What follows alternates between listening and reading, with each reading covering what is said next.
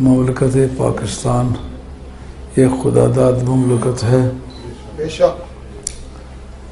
جس میں ہمیں اللہ اور اس کے رسول کی تعظیم اور تکریم پھیلانے کی مکمل اجازت ہے۔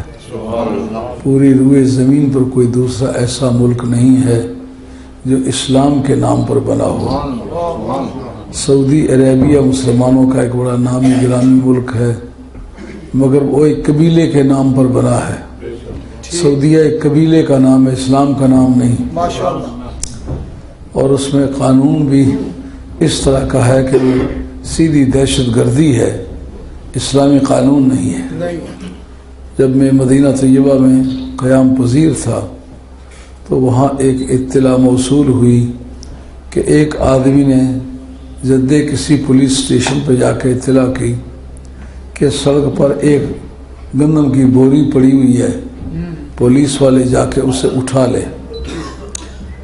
تو اس کو انہوں نے پولیس والوں نے پوچھا کہ بتا کس جگہ ہے، اس نے جگہ بتلائی۔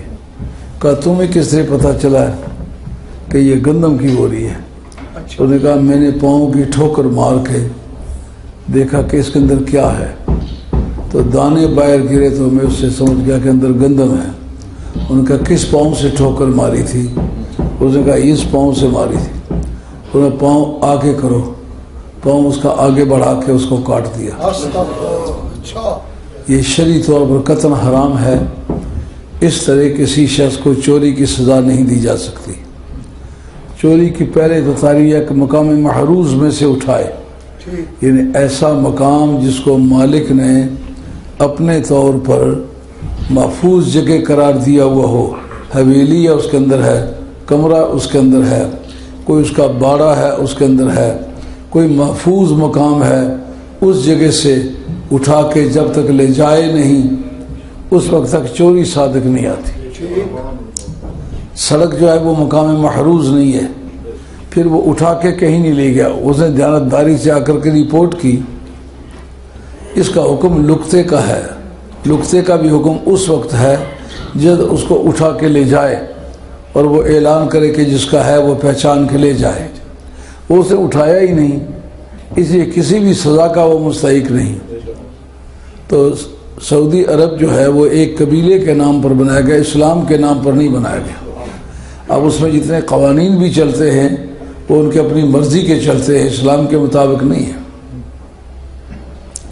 سب سے زیادہ امام ابو حنیفہ رضی اللہ عنہ کو برا کہتے ہیں، لیکن ان کا عدالتی ریکارڈ دیکھو تو زیادہ سے زیادہ فیصلے جو ہیں امام حنیفہ کے قانون کے مطابق، کیونکہ کسی دوسرے کے قانون میں وہ تحقیقات اور وہ وسعت نہیں ہے کہ ہر پہلو زندگی پر پوری تحقیقات ملیں۔ اگر اس طرح کا قانون ملتا ہے تو صرف امام حنیفہ کا ملتا ہے۔ مصر ایک بڑا اسلامی ملک ہے، لیکن وہ اسلام کے نام پر نہیں بنا ہے۔ جس وقت وہ جنرل ناصر نے جنگ چھڑی تو کہا اٹھو فرعون کے بیٹو، حالانکہ فرعون بدبخت کا بیٹا تھا ہی کوئی نہیں، وہ ابتر آدمی تھا، لیکن اسلام کے نام پر۔ آج بھی آپ دیکھیں عربی اخبارات میں جتنے اخبارات آتے ہیں، المملکۃ العربیۃ السعودیہ، اسلامیہ اس کو نہیں کہتے، سعودیہ کہتے ہیں۔ مصر کو بھی دیکھو، اس کے ساتھ بھی مصریہ السعودیہ، مصریہ العربیہ، اس کے ساتھ اسلامیہ کہنے کو کافی نہیں سمجھتے۔